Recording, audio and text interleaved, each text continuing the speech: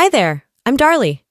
I drove 18 hours through nonstop rain, barely slept, barely ate, just to surprise my parents for their 45th wedding anniversary. I showed up with a handmade gift and their favorite cake. But when I walked through that door, no one smiled. They hadn't just forgotten me. They'd erased me.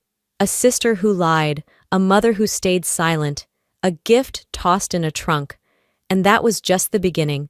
What do you do when your own family pretends you don't exist? Would you still stay or walk away for good?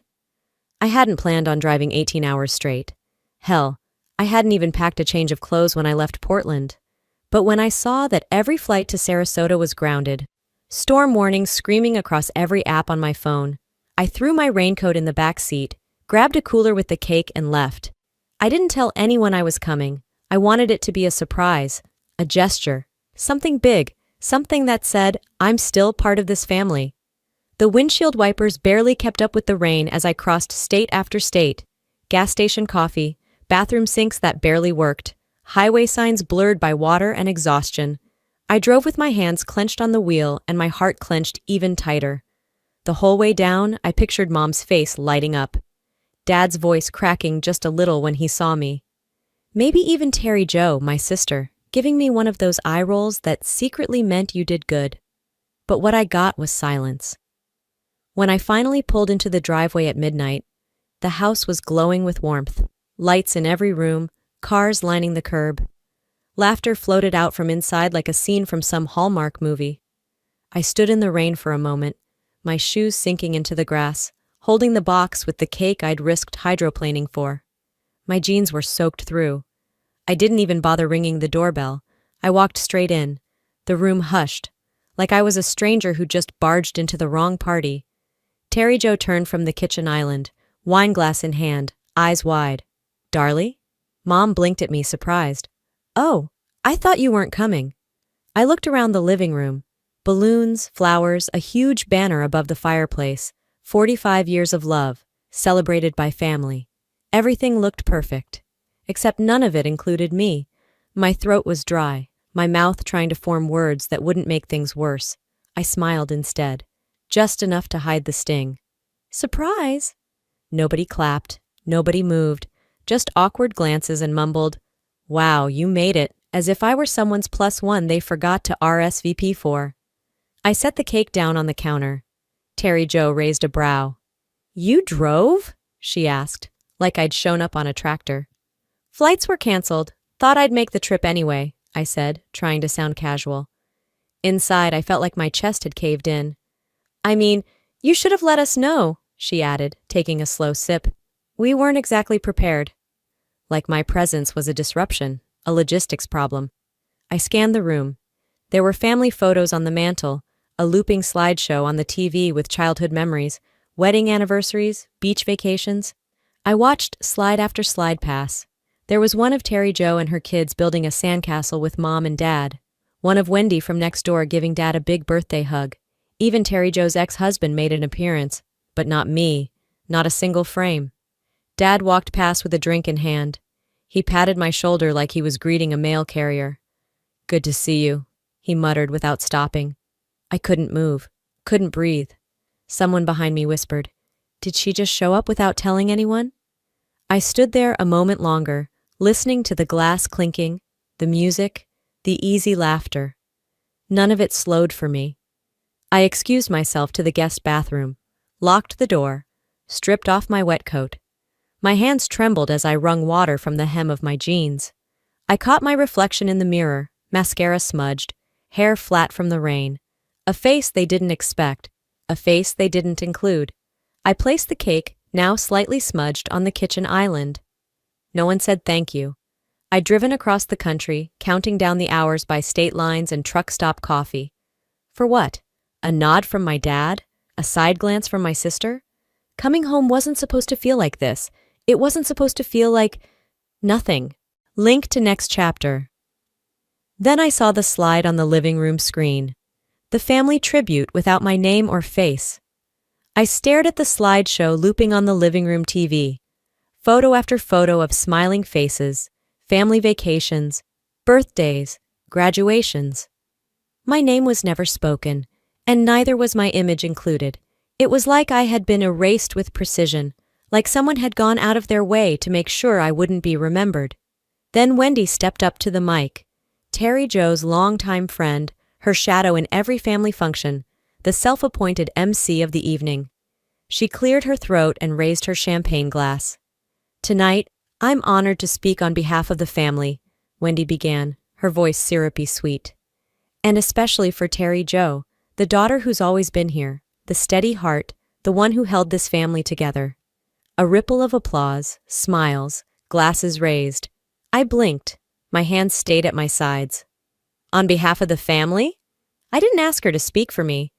"And what about the money I wired to help cover the deposit for this house 2 years ago? Or the summer I used all my PTO to help move them in? Forgotten, I guess." I slipped toward the patio door, phone in hand, pretending to scroll.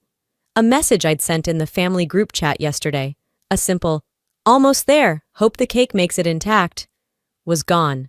Deleted. Wendy brushed past me without looking up. "Didn't think you'd really show," she muttered, half under her breath. I clenched my jaw. It wasn't shock that hit me, it was clarity. Wendy wasn't surprised I came. She was disappointed. Terry Jo was in the center of it all, glowing like the matriarch in training. Mom beamed at her, arm hooked through Dad's. They looked like a complete family. I was the asterisk, the one they all silently agreed not to mention. I stepped out to the side yard, gravel crunching under my boots.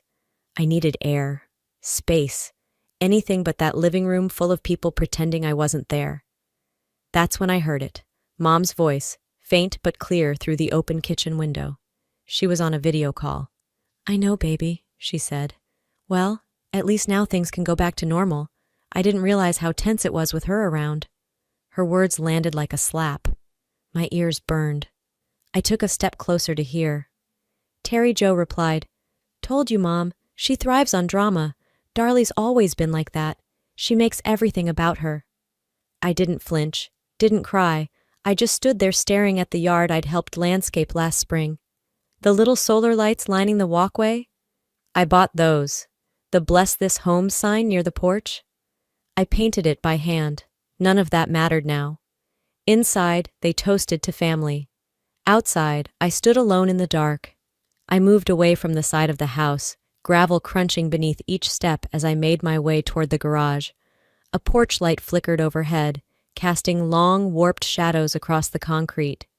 I wasn't sure if I needed air or just an excuse to stay away from the people who were supposed to love me. The side door to the garage was cracked open. I paused near it, ready to keep walking, until I heard my name. "Darlie," Wendy said, half laughing. "You really didn't think she'd come, right?" Inside, their voices were hushed but sharp, riding the edges of clinking wine glasses and forced giggles. Terry Jo snorted. "Honestly, I was hoping she'd get lost in the storm or something. It's been so nice around here without her." Wendy added, "Everything just flows better when she's not in the picture." My fingers curled into fists. I didn't step inside. I didn't give them the satisfaction. I just stood there listening. "She always has this need to prove something," Terry Jo went on. "It's exhausting. We finally have peace, and then, bam! She storms in like a wet warning sign." They laughed. Not the nervous kind. The kind you save for inside jokes and cruelty dressed up as truth. I stepped back, chest tight. My mind rushed to that afternoon last month, when Mom's checkup was missed, and I was the one blamed. The appointment had been scheduled on our shared family app, originally on the 10th. Then, without notice, it got moved to the 7th. Terry Jo said nothing. Mom assumed I'd dropped the ball. I'd apologized, sent a gift card to her favorite spa, called twice. No reply. Now it all made sense. This wasn't a misunderstanding. It was layered, staged. They'd been setting the scene for months, slowly rewriting me out of their story. I stood there in the dark a little longer, let the sting sharpen into something clearer. Then I straightened my spine, ran a hand through my damp hair, and walked back toward the party like I belonged there, which I did. Inside, music played and people laughed, oblivious.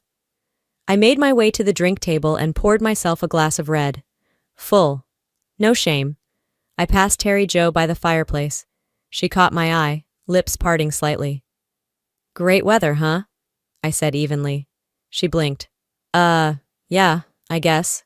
I smiled without warmth. Been raining for hours. Funny how things wash up during a storm. Her lips tightened. I turned and raised my glass to no one in particular. Let them wonder what I knew. I didn't need lightning to strike. The storm was already inside me.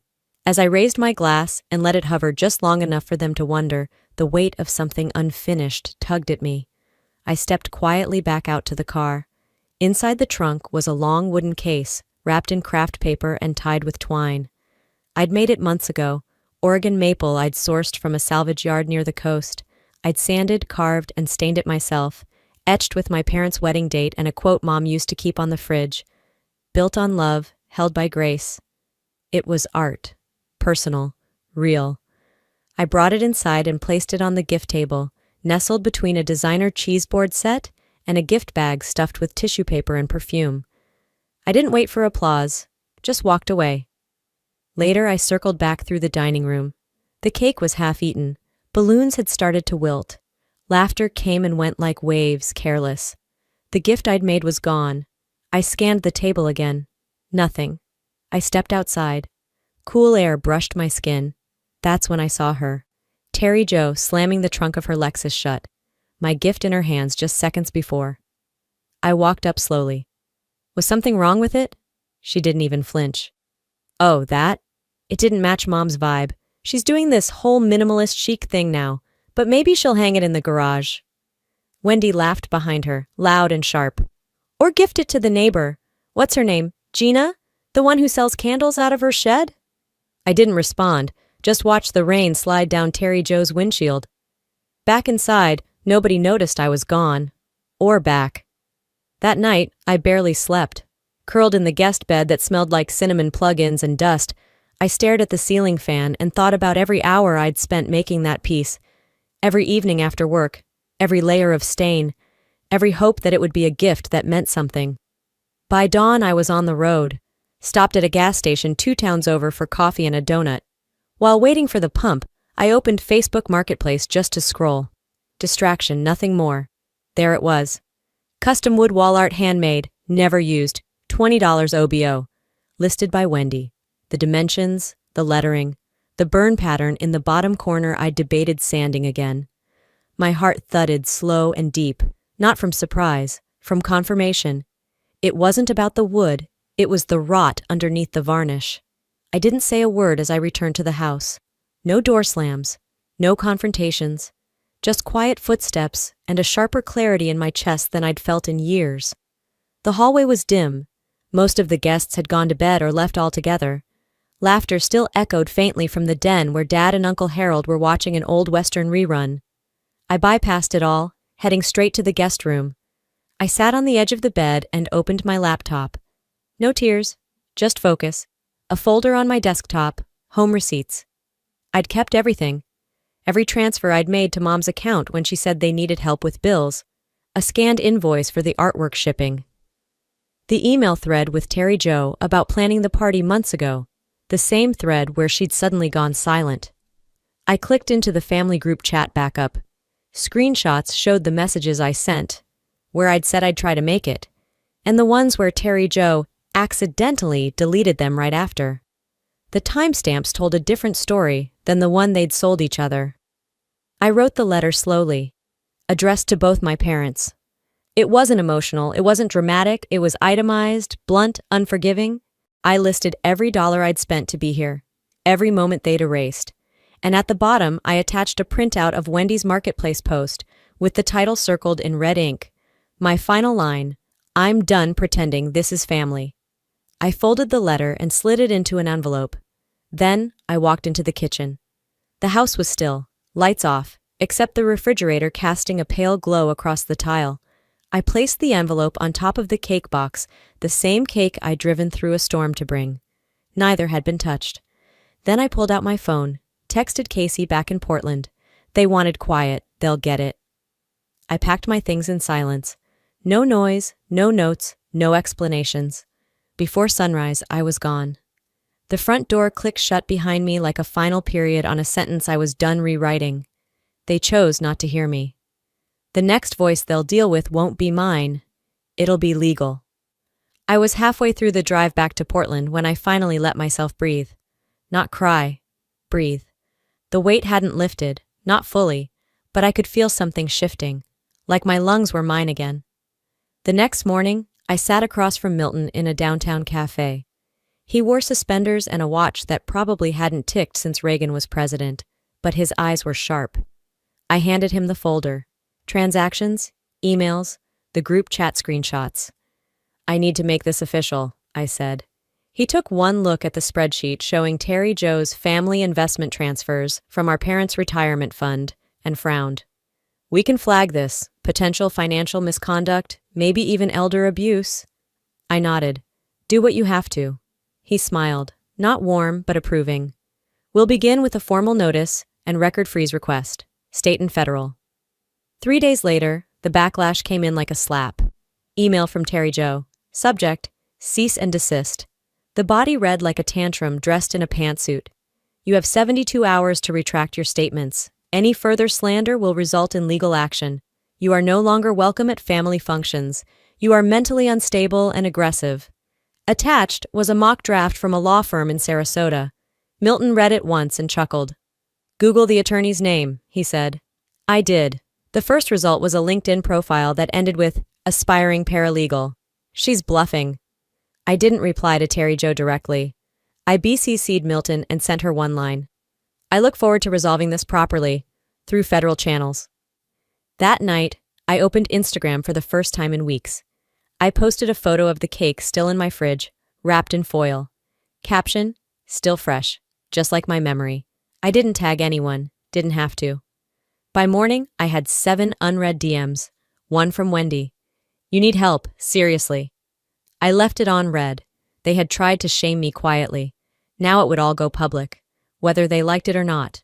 By midweek, my phone buzzed nonstop, text after text, ping after ping. At first, I thought someone had died. Then I opened one from my old coworker, Hannah. Hey, have you seen what your sister posted? I didn't respond, just clicked the link. There it was, Terry Joe in full performance mode. Her Facebook post was a masterpiece of passive aggression. Some people live to ruin what others build, especially when they show up uninvited, stir the pot, and lie about our family's finances.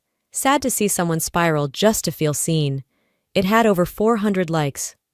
Stay strong comments. A few heart emojis from Sarasota locals who hadn't seen me in years. I scrolled through names that used to send me birthday texts. Wendy chimed in with her own reply. She ditched Mom's doctor appointment last month. Didn't even call. Don't believe her sob story. That one hit deeper. Because it wasn't just wrong, it was a lie. And Mom didn't correct it. Then came the unfollows. One by one, names disappeared from my feed. Even my own cousin dropped a line. Just wish you hadn't gone public. This could have been private. Private? They'd lit the match and handed me the gasoline. I stayed silent for another 24 hours. Then I posted 3 screenshots. The original text I sent about coming home. The listing for my handmade gift. Never used, $20 OBO. A cropped chat where Terry Joe said, just delete hers, it's cleaner that way. Caption, silence isn't peace, it's erasure. No tags, no hashtags, comments disabled, just truth. I shut my laptop and left it on the kitchen table like a statement. If they wanted exposure, I'd give them the full picture, one financial record at a time. After I hit post, I didn't wait for the explosion.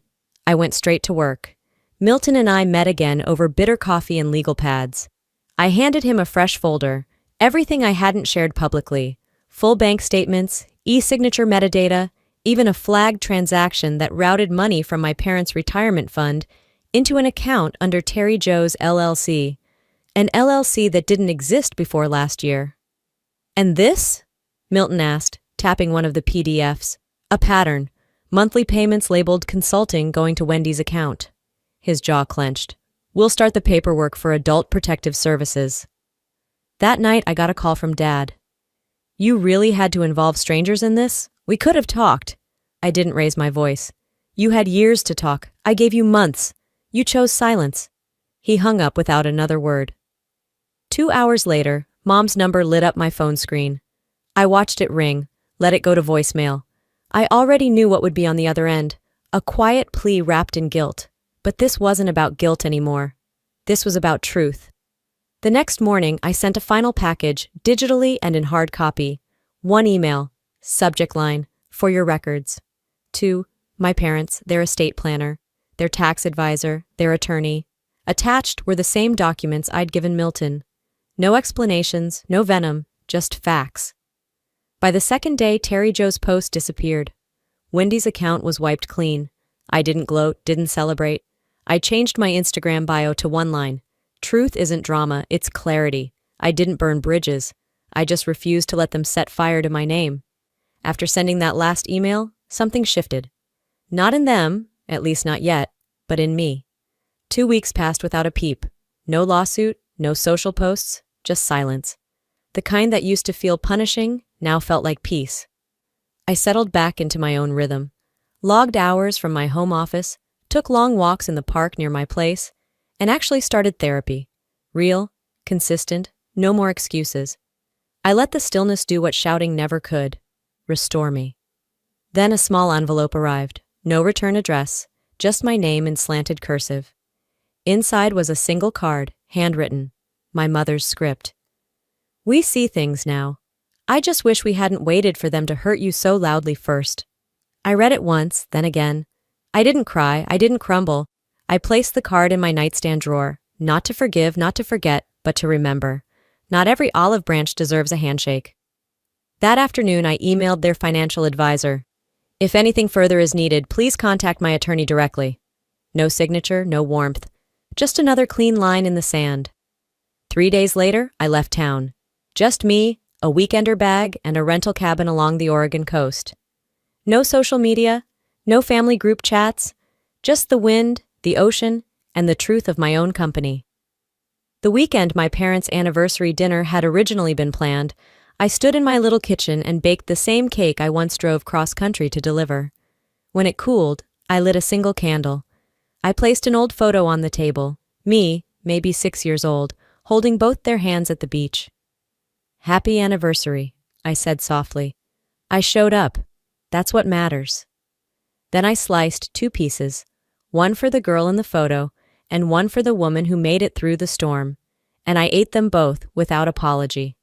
Some wounds stay visible, but so do boundaries, and this time they'll hold. If there's one thing I've learned, it's this. Silence is not always peace. Sometimes it's self-defense, and walking away doesn't make you weak. It means you finally chose yourself. Family isn't defined by blood alone. It's defined by the people who show up, who see you, who don't make you beg for space or shrink to fit in. And when those people turn out to be strangers in your own home, it's okay to stop knocking on the door. Build your own, paint it your color, lock it if you need to. You don't owe anyone your silence, especially not to keep their image clean. The truth may be messy, but it's also freeing. And once you've stood in your truth, you don't go back to pretending. You grow. Now I want to hear from you. Have you ever had to walk away from something or someone you thought was home? What does family mean to you today? Drop a if you've ever felt erased, or just tell me where you're watching from. Let's talk about it. Let's make this space real. And if this story resonated with you, if it tugged at something deep, maybe something you've been carrying quietly, then hit that subscribe button. I've got more stories coming. Stories that dig deep, speak truth, and remind us we're not alone out here. So if you're still here, thank you. Leave a 1 in the comments if this hit you. Or tell me the city you're from. Let's see how far this story travels. And if you didn't like the video, that's okay too. Tell me why. I'm listening. This is not the end. It's just the first chapter of something honest. See you in the next story.